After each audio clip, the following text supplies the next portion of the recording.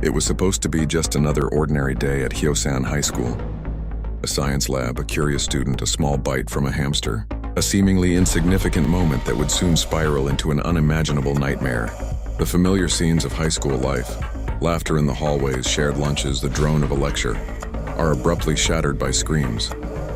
The chaos begins with a single student, her eyes bloodshot and vacant, stumbling through the corridors before launching a savage attack on a terrified classmate. This is not a prank. This is not a drill.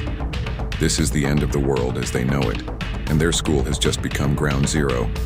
As the infection spreads like wildfire, a small group of students, including the determined Cheong-san and the quick-thinking Anjo, manage to barricade themselves inside a classroom. Through the windows, they watch in horror as their friends and teachers succumb to the virus, transforming into ravenous, flesh-eating monsters. The horror isn't confined to their school walls. News reports and frantic phone calls paint a grim picture of a city collapsing. Zombies overrun the streets, overwhelming the police and military, turning Hyosan into a death trap.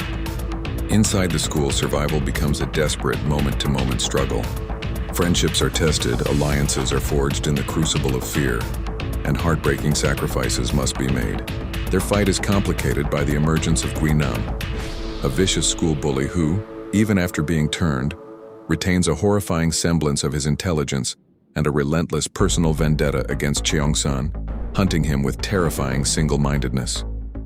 With the city lost and the infection spiraling out of control, the government makes a devastating decision. Martial law is declared, and the military is ordered to contain the outbreak by any means necessary, even if it means sacrificing the uninfected survivors trapped within.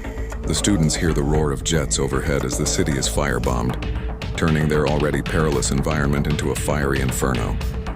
Their school, once a sanctuary, is now a ticking time bomb.